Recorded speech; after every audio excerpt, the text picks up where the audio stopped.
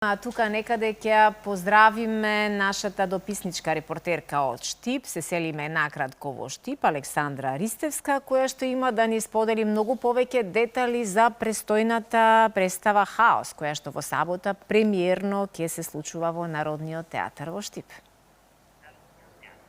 Добро утро, Александра. Добро утро, студио. Добро утро им велам и на сите гледачи кои ова утро се пред малите екрани и ја следат утринската програма на телевизија Алфа.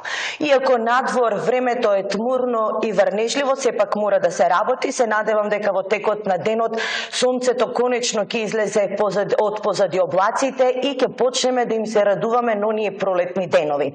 Како што спомена и ти, Зама Сузе, денеска наш гостин во ова тмурно ова утро се извинувам, е режисерот Александар Ивановски, кој после 7 години повторно се враќа на сцената на Штипскиот народен театар. Со нова визија и свежа енергија тој става свој подпис на нов театарски проект наречен Хаос, под името Хаос, за кој верувајте дека премиерата е веќе распродадена и се бара карта повеќе за наредните изведби. Добро утро му велам на Александар Ивановски. Добро утро. Добро утро. Во представата играат 3 жени, 3 глумици: Кристина Атанасова Арсова, Марија Минчева Андонов и Ава Хусеини. Значи ли тоа дека на сцената настанува вистински хаос или пак станува збор за еден прецизно режиран хаос? Па и двете. Секако имаме структура која што ја работиме, ја прецизираме, ја дисциплинираме, но во неа на моја среќа, поради соработката со така креативни и така талентирани колешки, има доволно простор за нивниот сензибилитет, нивната сентиментална вредност, како да кажам, нивниот професионализам, нивниот талент, нивните креативни страни да се реализираат, да се остварат во тие 3 лика. Главни лика пред се, затоа што тие покрај своите главни ликови во представата играат и сите други споредни. Така да во таа смисла драматуршки е доста не хаотично, ама комплицирано, повеќе слојно, така натоа, меѓутоа тие 3 актерки што сега ги набројавте и што играат во представата се навистина прекрасни во својата работа, така што верувам на публиката нема да ја биде тешко да ги следи сите можни линии и сите можни слоеви во представата. Така споменавме за женскиот хаос кој во моментот е прецизно режиран. Значи ли тоа дека на сцената ќе го видиме хаосот што жената го носи внатре во себе или пак хаосот кој го потиснува општеството? Па и двете. Ја би рекол дека ова состојба или ова ситуација, ова критична точка во која се фатени ликовите во представата не е само женски проблем. Тоа е просто денешен еден одраз на притисокот што секој индивидуалец го чувствува во однос на се што го обкружува на различни нива.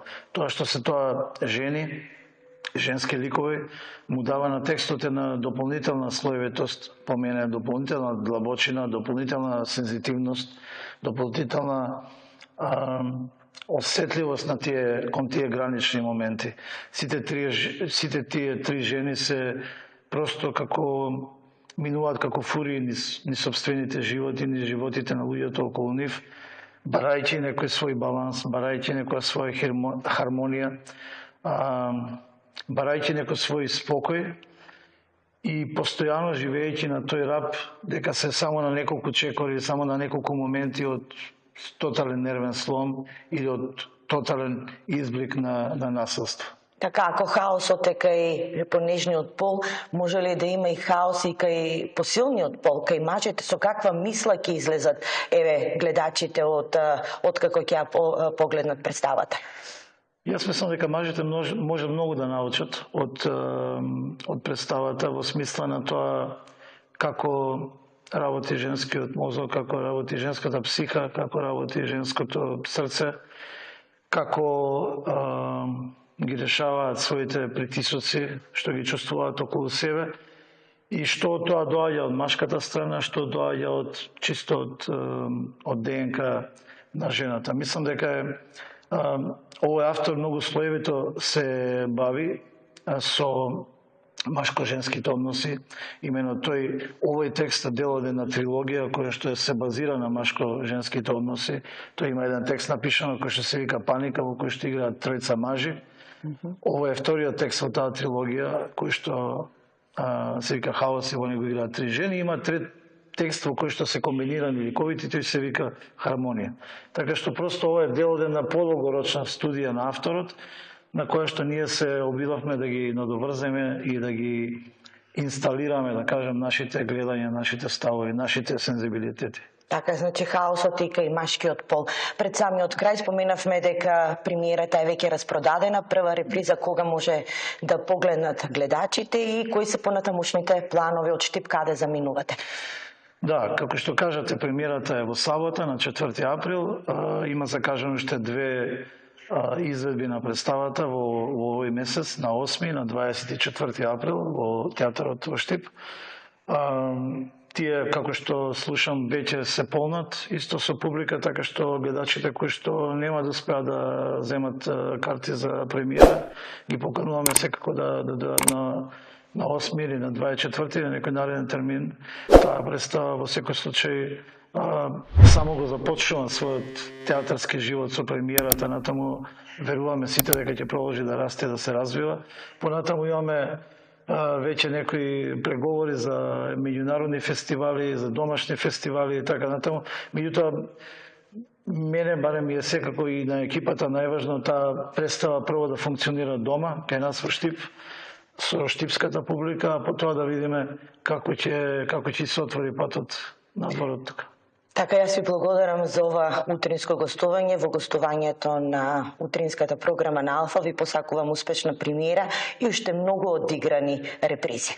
Благодарам за внимание. Студиово беше разговорот со реномираниот режисер Александар Ивановски, за кој, како што рековме, дека става подпис на најновиот театарски проект кој премиерно ќе биде изведен во сабота во Народен театар Штип. Нека е со среќа, јас посакувам уште многу представи, уште многу репризни изданија и уште многу публика. Нека има во Штип, градот на културата.